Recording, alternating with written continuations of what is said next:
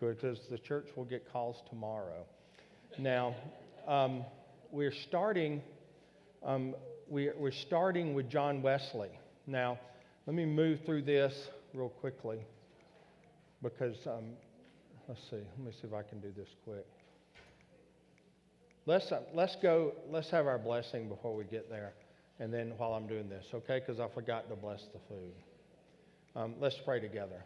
Lord, we thank you for the privilege of knowing you and loving you. We pray, gracious God, for your healing touch to come on all those in need of your healing. Lord, bless those that are facing surgeries. Bless those that are in need of hope. And Lord, bless our minds that we may be open to you and love you. And by doing that, we love people around us. Lord, give us strength and wisdom and courage. In Christ's name, amen. All right, I wanted to, and bless our food, Lord, please. How about, okay, sorry. Now, remember, I just wanted for a simple recap, just to talk about the Great Awakening. That's what the Methodist movement came out of. It started in the United States, of course, but it also was in England. Many English historians believe that the Wesleyan movement is what kept England from going into such a horrible civil war like France did, because it held people together that was not done in France, and that's why so many people died in their civil war and in that capacity. Jonathan Edwards was one of the great leaders of this Great Awakening.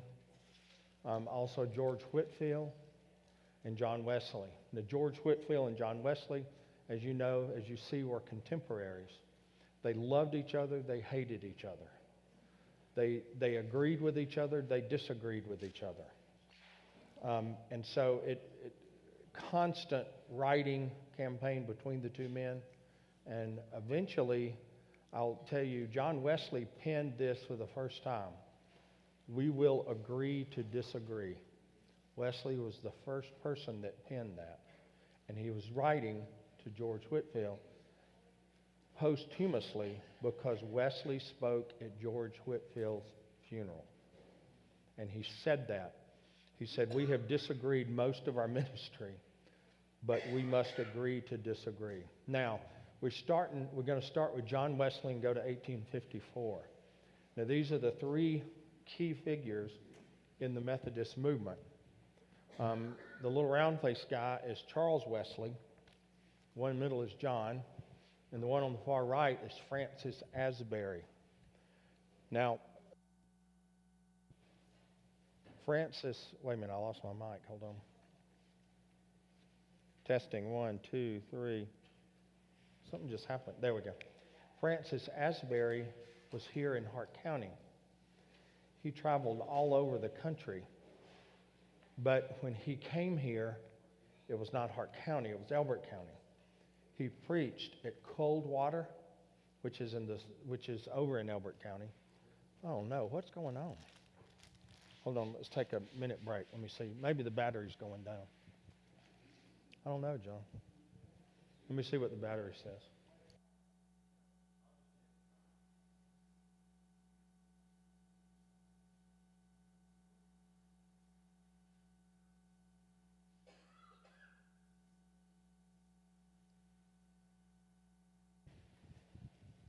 There we go. Is that better? Okay. He preached in Coldwater. The tradition says that he crossed the creek and said, boy, that's some cold water. I can't laugh. But that's a true story. That's the tradition of how Coldwater got its name. Did y'all know that? That Francis Asbury crossed the river and then crossed the creek and said, boy, that's some cold water. He also preached at Redwine, the original church. He preached in my home church in Warren County.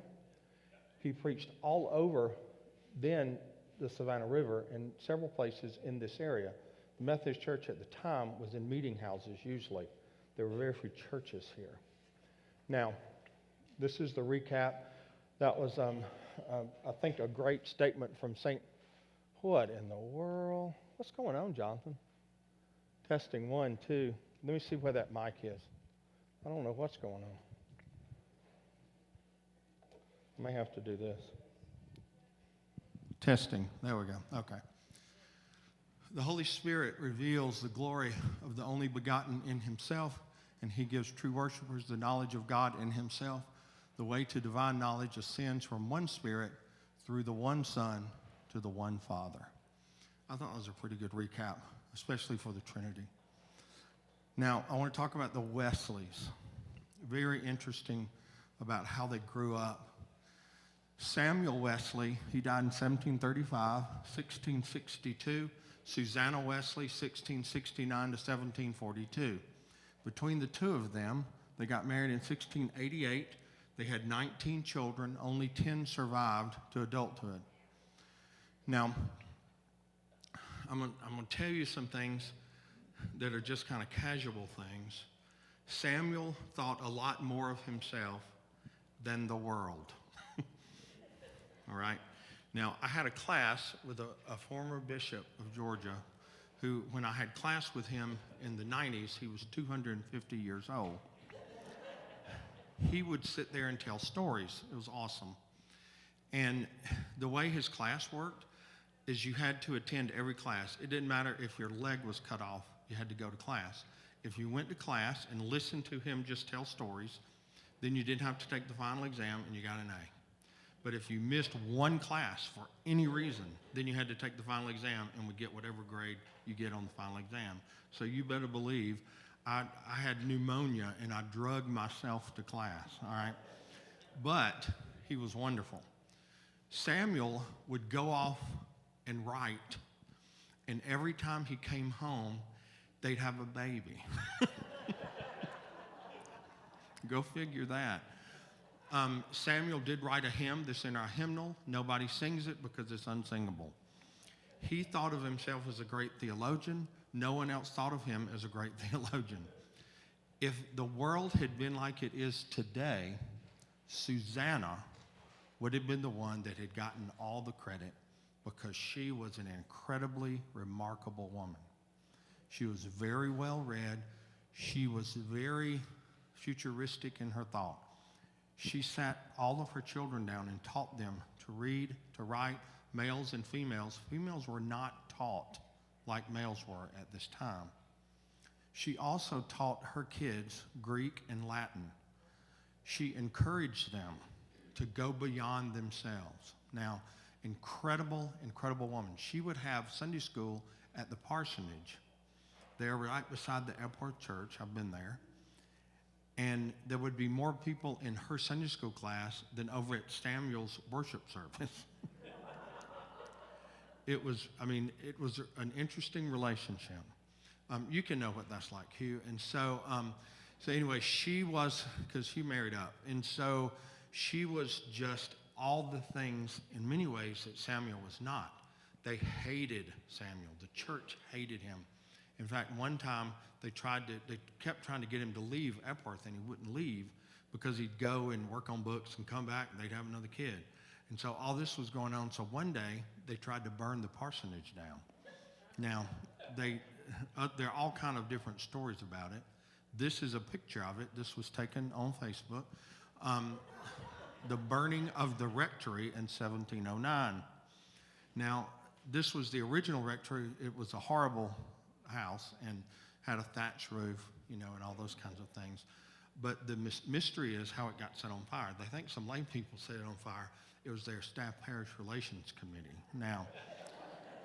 Now this is typical. You see down at the bottom, it's hard to see. It's hard to see. This is Samuel right here. Up there is little John. Now, the house was in flames all over. A house with a thatched roof is not going to last long in the fire. Well, Samuel just decides he's going to commit John's spirit to heaven. Some of the lay people, the ones that probably set the fire, they decided they were going to get on somebody's shoulders, and they saved John Wesley. And Samuel's sitting there praying while they're doing the work. All right. Now, Susanna thought that, and she quoted Zechariah, a brand plucked from the fire. So she felt like from that time on that John was special and treated him special. And so she was very, very moved. Now, Charles was younger than John, but he had escaped the fire. I want to give you a little bit of background on John. General James Oglethorpe, what colony in the United States did he found? Georgia, that's right. You're kidding. General, testing 1, 2, 3. What in the world? Oh, really? Oh, no, okay. Okay, we'll have to get that looked at. Thank you, Jonathan. James Oglethorpe asked John to be the chaplain of the Georgia colony. So he was going to travel to Georgia. Charles was going to be James Oglethorpe's secretary. Now, Charles was never a good secretary. So they traveled to Georgia in 1736, February of 1736. John lived at the parsonage, which is where the Oliver Sturgis house is currently. That house was built right after the parsonage was torn down. He approached the Georgia mission as a high churchman. So this is a terrible picture because John would never preach in a coat and slacks. He would have preached in a full clerical robe with all of the austere nature of the Church of England. That's one reason the Indians thought he was nuts. They didn't like him.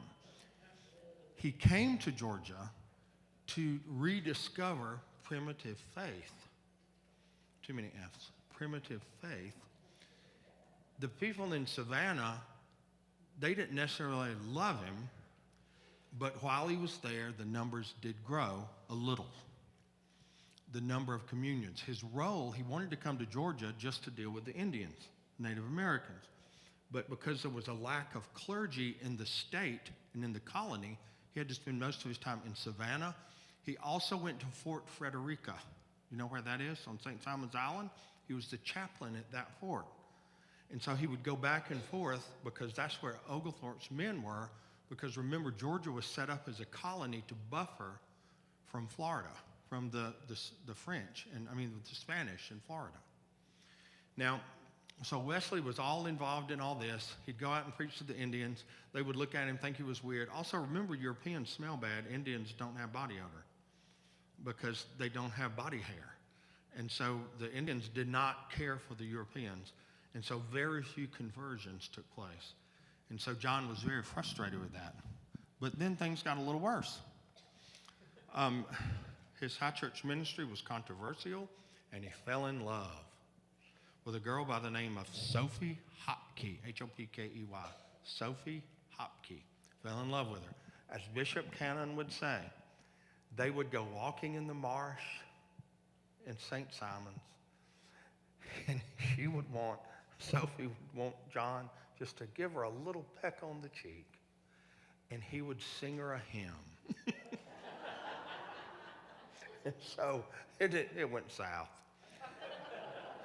So she married a sea captain, unbeknownst to him. His name was William Williamson. So they got married. So then they come back to church. She's all married. Wesley refuses to serve her communion because he feels that she has fallen away from her faith. Well, in that day and time, that was a political move. And so William Williamson was wealthy, and he took out charges against Wesley, and he would have been put in jail. So he took off back to England. 1738. He was here for 2 years in the state of Georgia. Remember, Charles was the secretary of James Oglethorpe? Terrible secretary. He came in February of 1736. He went back to England in November of 1736. He had women problems too, and James Oglethorpe could not stand him. And so he hightailed it through South Carolina up to the Northeast and went back to England. Now, John was so depressed in this because he felt that he had failed in his ministry and in his calling. During his travels, they came across Moravian Christians from Germany who had an assurance of faith. This was new, that you had faith that assured you of your salvation. He went and they talked to several Moravian pastors through the time of all this. Upon their return in July of 1736, and John, like I said, Charles left in July. I thought it was January. It was July. In February 1738, they sought out the Moravians, and they went and worshiped with the Moravians along with their Church of England cohorts. Charles fell ill in May of 1738 when John was coming back. He felt like that he was going to die. And when you feel like you're going to die, he needed some calm assurance of his salvation. So in May, while he was so sick, the Moravians came and met with him and spoke with him about salvation assurance. And Charles wrote at that time that he experienced a conversion experience. So Charles had experienced that first. Now, unbeknownst to John, this happened to Charles. This is other pictures of Wesley. Those are ones that he had put on Facebook. As a result of John's experience, he was depressed, very depressed. And while, as I said, he had gone to the Moravians and were meeting with them, and all of a sudden, he was at the lowest point of his life. Many of us know what that's like.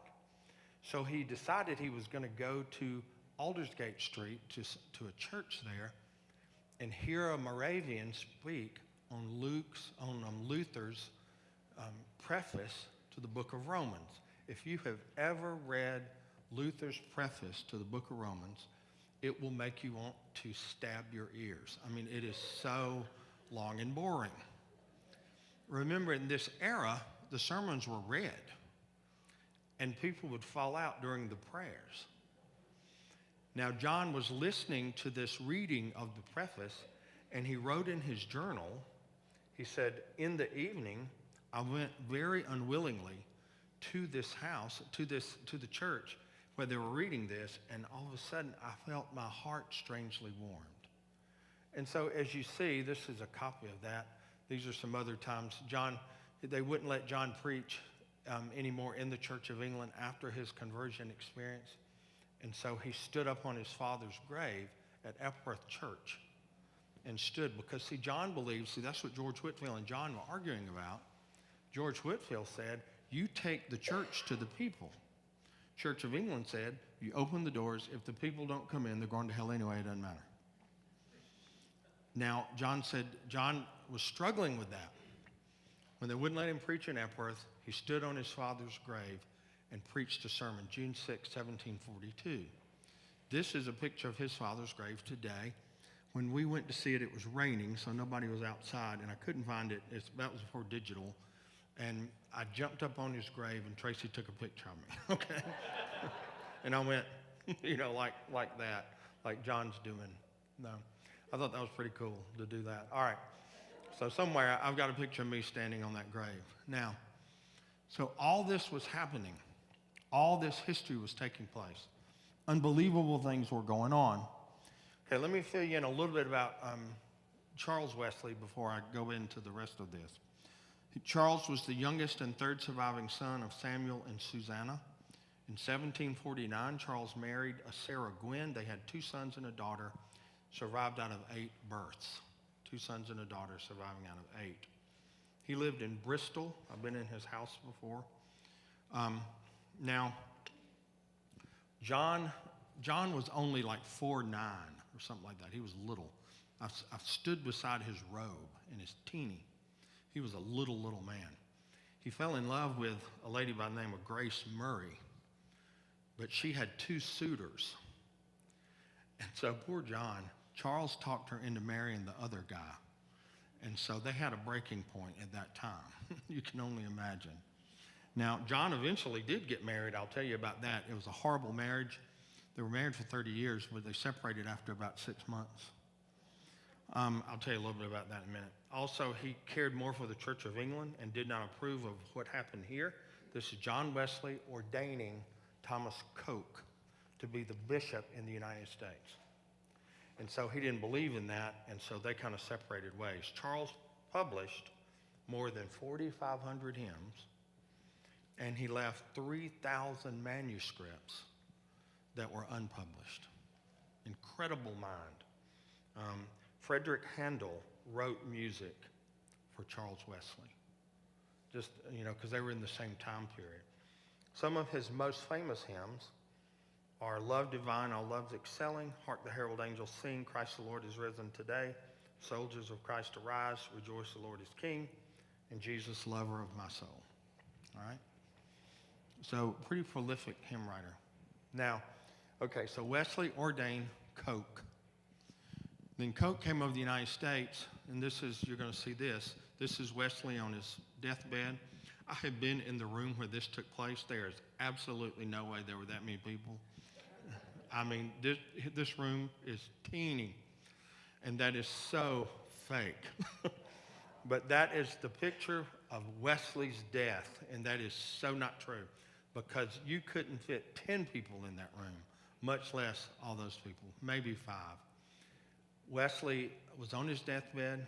He sat up and he said, the greatest thing of all is God is with us. And then he died. The greatest thing of all is God is with us. And then he died. Incredible, incredible mind and man. Let me just tell you a couple of quick things about him that he did that were unrelated to church or related to church. John Wesley wrote one of the all-time best-selling medical texts of all history. He was involved in psychotherapy, medicine, all those kinds of things. He was convicted that God is concerned about our earthly life as well as our heavenly one. And to that end, he wrote a book called Primitive Physic. The book detailed the current knowledge at that time about remedies and went through 32 editions, and making it probably one of the most widely read books in all of England of all time. Isn't that crazy? Right before Harry Potter.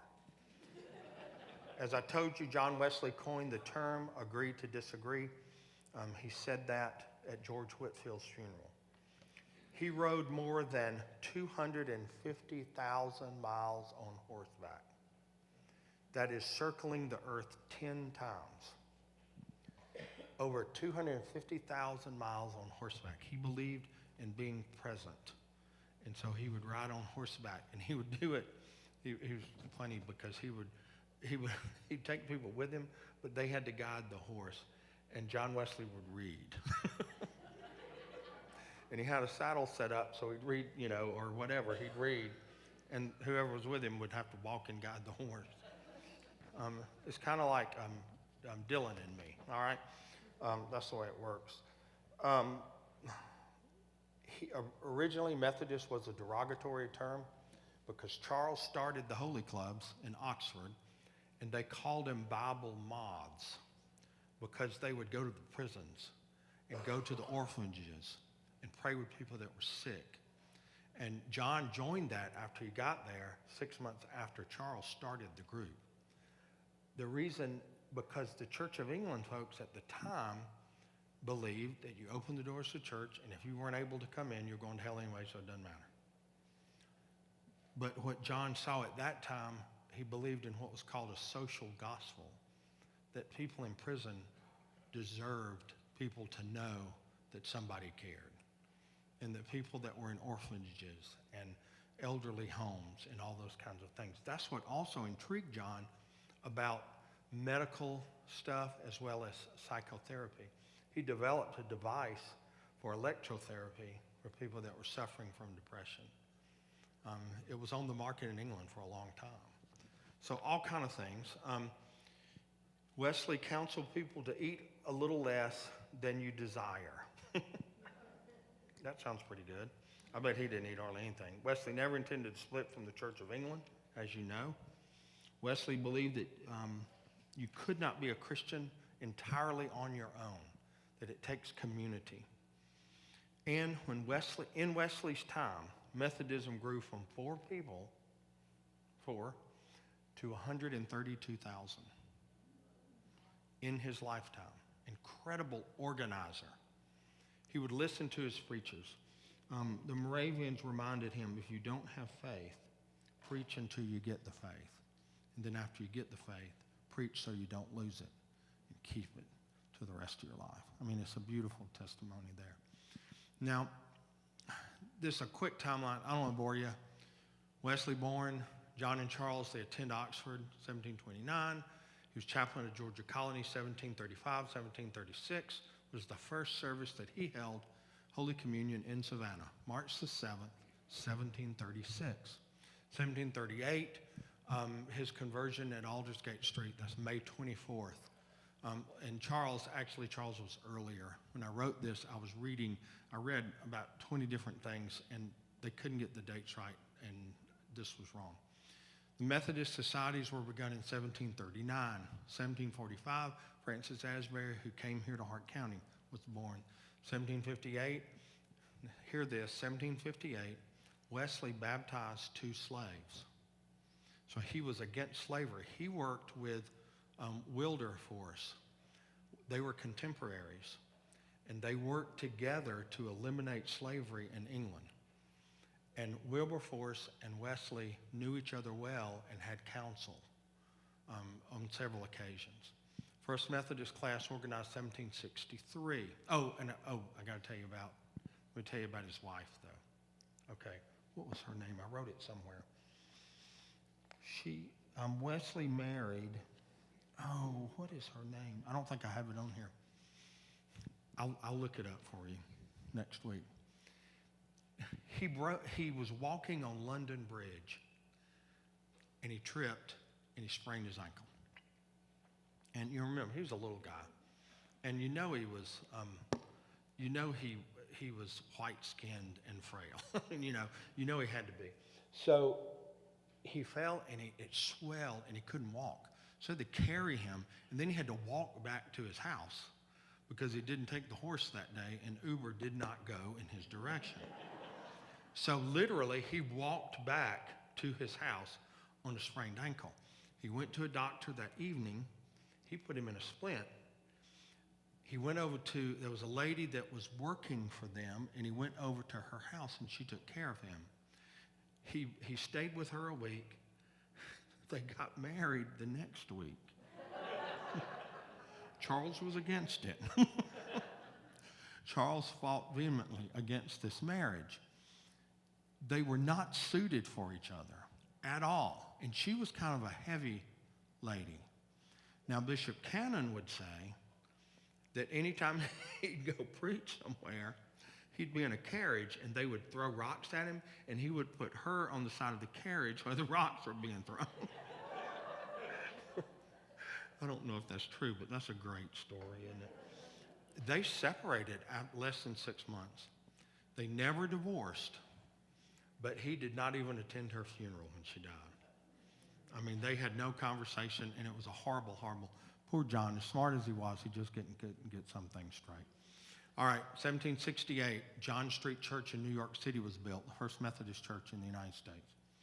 Boston Massacre. See, all this parallels United States history. 1770, Boston Massacre, first female appointed as a class leader in Philadelphia.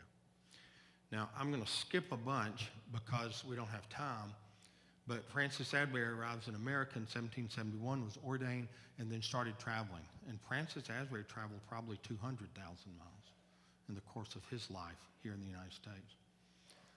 Boston Tea Party, 1773. Did y'all see on Facebook where at one of the museums they have the cases, that they have 2 cases where the original tea was in for the Boston Tea Party. They have that in a museum up in the Northeast.